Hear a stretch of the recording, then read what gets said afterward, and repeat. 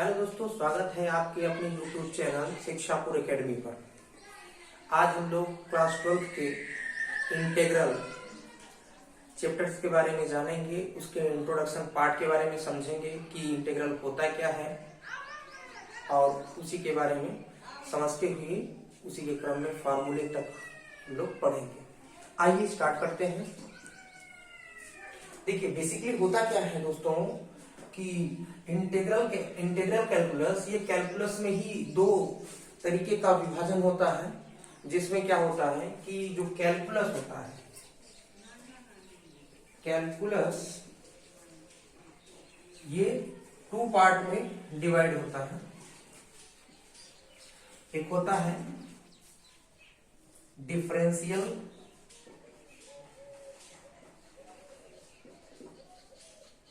Calculus, एक होता है इंटीग्रल कैलकुलस।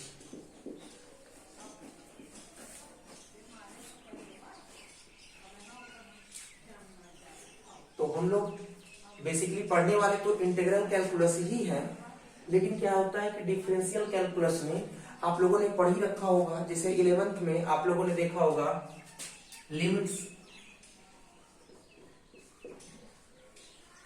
एंड डेरिवेटिव,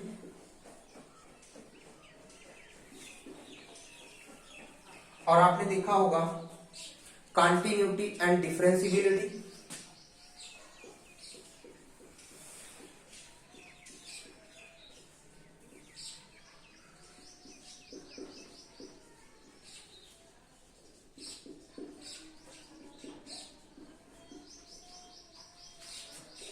और आपने देखा होगा application of derivative AOD. Differential calculus ये आपका 11th का पार्ट था, ये आपने पढ़ा ही होगा। और इसमें बेसिकली आपने देखा होगा ये यहां पे आपको D X upon D Y और D Y by D X, ऐसा करते हुए आपने फंक्शंस का डेरिवेटिव निकाला होगा। और ये इसका मीन्स ये होता है कि slope of tangent at a particular point पे आप लोगों ने क्या किया होगा, बेसिकली डिफरेंशियल कैलकुलस का यूज किया जाता है निकालने के लिए। यहाँ पे जो इंटीग्रल कैलकुलस है, इंटीग्रल कैलकुलस में आप देखेंगे ये पहला, ये आपका जो इंटीग्रल हम लोग पढ़ने वाले हैं, ये इंटीग्रल आता है, ये इंटीग्रल। उसके बाद आपका आता है सेकेंड पर, इसी का यूज आता है एप्लीकेशन ऑफ इंटीग्रल,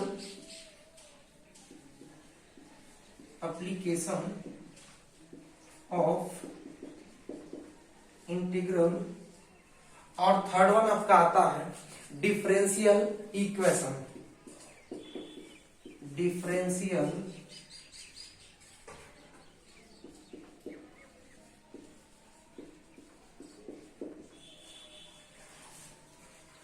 ये 3 पार्ट होता है।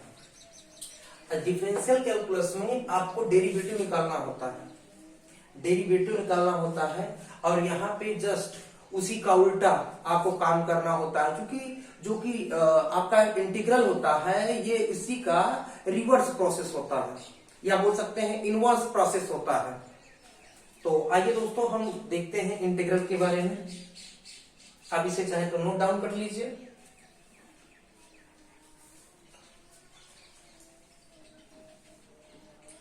आप इसे नोट कर चुके हैं, मैं इसे इरेज कर दे रहा हूं।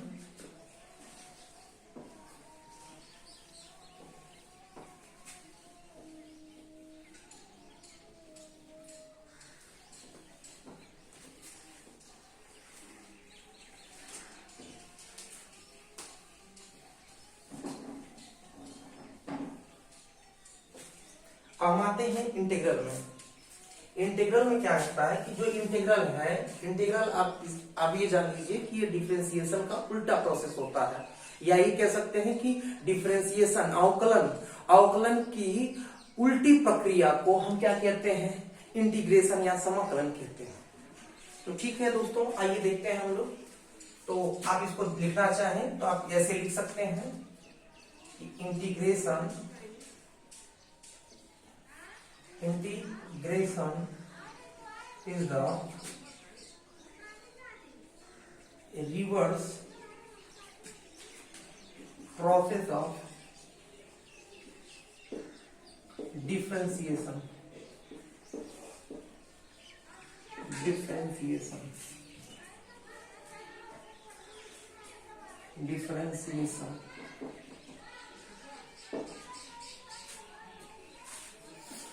integration is the reverse process of differentiation.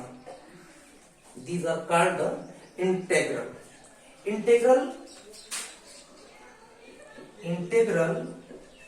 और डिफरेंशिएशन या डेराइवेटिव जिसे बोलते हैं डेराइवेटिव। इंटीग्रल का जो प्रोसेस होता है जिससे इंटीग्रल निकाला जाता है, इस प्रोसेस को हम क्या नाम देते हैं? इंटीग्रेशन। इंटीग्रेशन ये क्या है? एक प्रोसेस है। और डेरिवेटिव का प्रोसेस क्या कहलाता है? डेरिवेटिव का प्रोसेस डिफरेंशिएशन कहलाता है। डेरिवेटिव का प्रोसेस कौन कहलाता है? डिफरेंशिएशन कहलाता है। डिफरेंशिएशन एक प्रोसेस है जिसके थ्रू हम क्या निकालते हैं? किसी भी गिवन फंक्शंस का हम क्या निकाल देते हैं? डेरिवेटिव निकालते हैं। ठीक है दोस्तों, ये आपको मुझे लगता है कि समझ में आ रहा होगा। अब हम आगे बढ़ते हैं। देखिए, अब हम आते हैं अपनी मूल पार्ट पर। तो ये है, इसमें आपको पढ़ना क्या है? इंटीग्रल। इंटीग्रल को भी दो पार्टों में डिवाइड किया गया है। एक तो है आपका इंडेफिनिट पार्ट या इंडेफिनिट इंटीग्रल, और दूसरा कौन सा पार्ट है आपका? Definite integral.